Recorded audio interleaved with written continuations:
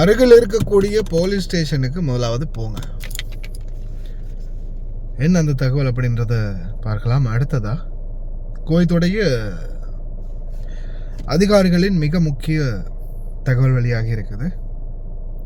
அது சம்பந்தமான தகவலையும் பார்க்கலாம். அஸ்ஸலாமு அலைக்கும் வரஹ்மத்துல்லாஹி வபரகாத்துஹு. அன்பார்ந்த அனைத்து உறவுகளுக்கும் இனிய மாலை வணக்கம்.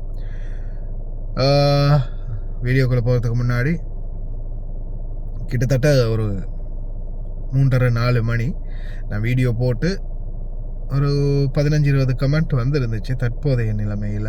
இந்த டைமில் அன்பார்ந்த உறவுகளே, நிறைய இடங்கள்லேருந்து கமெண்ட் பண்ணியிருந்தீங்க. குவைத் நாட்டில் தற்போதைக்கு சைரன் 7 நேற்று இரவுலேருந்து இப்போதைக்கு வரைக்கும் இல்லை, விடிஞ்சத்துலேருந்து இப்போதைக்கு வரைக்கும் அமைதியான சூழல் நிலவுது அப்படின்னு ஒரு ஃபுல் சைலண்டாகவே இருக்குது அப்படின்னு. சந்தோஷம். இந்த நிலைமை அப்படியே நீடிக்கட்டும், சாந்தியும் சமாதானமும் அனைவர் மீதும் உண்டாகட்டும் அப்படின்னு முடிந்த வரைக்கும் பிரார்த்தனை பண்ணுவோம். அன்பார்ந்த உறவுகளே, முக்கியமான பதிவுகளில் ஒரு சில பதிவுகளை நான் இப்போ உங்களுக்கு நியூஸாகவும் போடுறேன். இதில் குவைத்துடைய கவர்மெண்ட் உடனடியாக இது பண்ணியிருக்கிறாங்க, ஒரு அனௌன்ஸ்மெண்ட் விடுத்திருக்காங்க. யாருன்னு பார்த்தீங்கன்னா, the National Guard warns against posting photos of sensitive information they may reveal. Revealing daily lifestyle patterns, assisting in the target analysis. அதாவது அன்பார்ந்த உறவுகளே, நல்லா கேட்டுக்கோங்க. இப்போ சிலர் இப்போ நாளில் கிடைக்கிற நியூஸை தானே போடுறேன். இப்போ டெய்லி ஆக்டிவிட்டீஸ் பண்ணுற சிலர் இருக்கிறாங்க.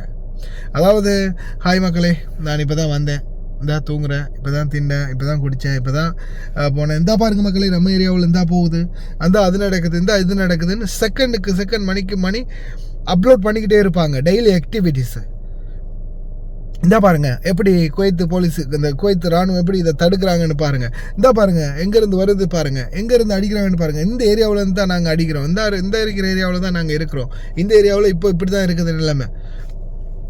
இந்த மாதிரி நம்ம அந்த அப்டேட்ஸுகளை கொடுக்கும்போது என்ன ஆகுதுன்னா, அது எனிமி கண்ட்ரிக்கு, அதாவது அவங்க என்ன சொல்கிறாங்கன்னா, இப்போது இவங்க இந்த ஏங்கலில் இந்த மெசேஜ் இந்த இடத்துல வச்சு அடித்தாங்க, அப்போ இந்த மாதிரி பண்ணும்போது இவங்க தடுக்கிறாங்க, அப்போ அந்த இடத்துல நம்ம இனிமே இதை செய்யக்கூடாது, நம்ம வேறு இடத்துல போயிருந்து அனுப்பலாம், இல்லைன்னா நம்ம இன்னொரு இடத்துல போயிருந்து அனுப்பலாம், ஈஸ்ட் வெஸ்ட் நார்த்து இந்த மாதிரி ஒவ்வொரு இடங்கள் அவங்க மாற்றி டெஸ்டினேஷனை மாற்றி வேறு இடங்களில் வேறு ஏங்கலில் வேறு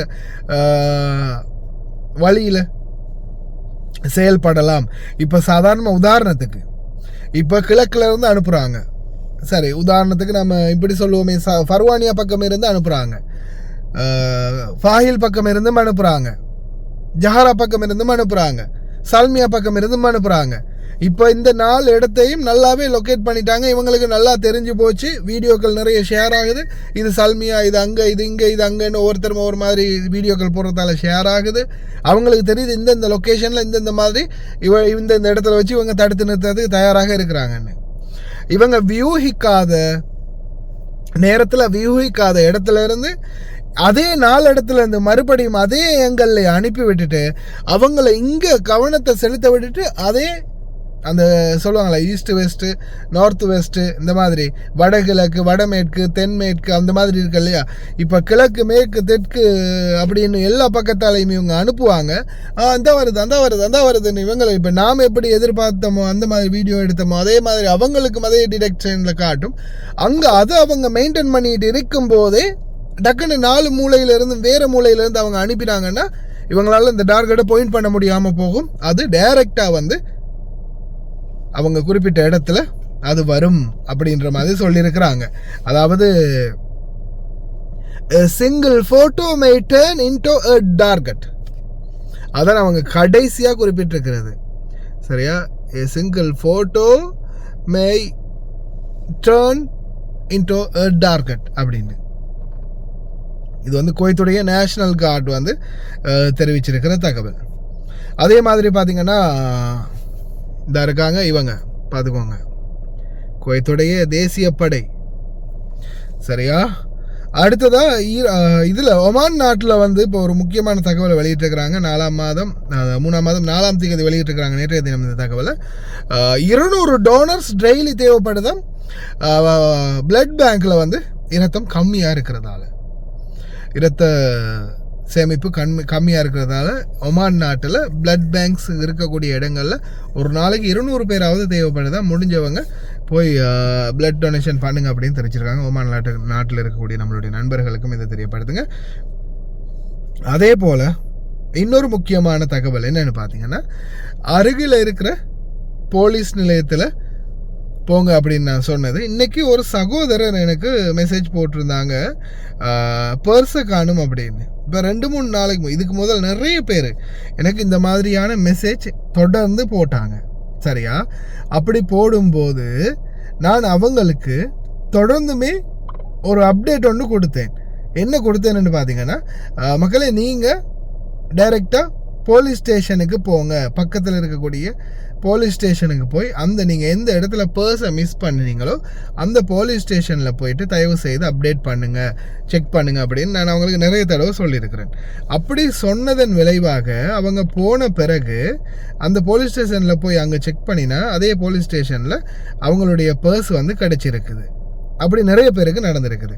அந்த படியால் நான் வந்து எனக்கு அந்த போஸ்ட் போட சொல்லி தந்தாலும் நான் போஸ்ட் போடுறதில்ல. முதல்ல அவங்களுக்கு அந்த இதைத்தான் அவேர்னஸ் பண்ணுறது. அதே மாதிரி இந்த சகோதரருடைய பர்ஸ் கைத்தான் பகுதிகளில் வச்சு காணாமல் போயிருக்குது.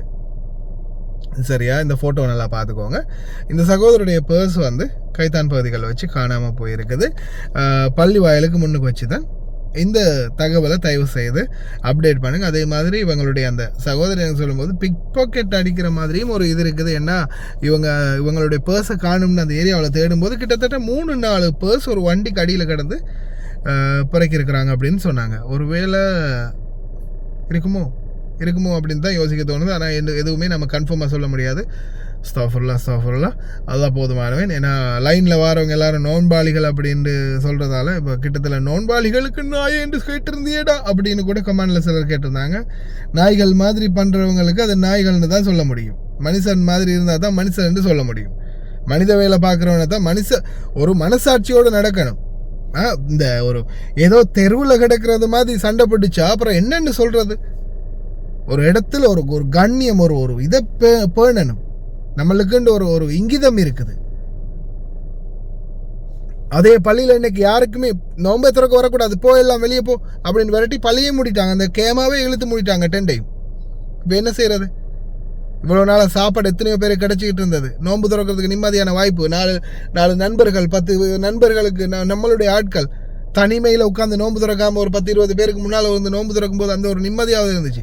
அதையும் இல்லாமல் பண்ணானுங்களே. அந்த மாதிரி இருக்குது.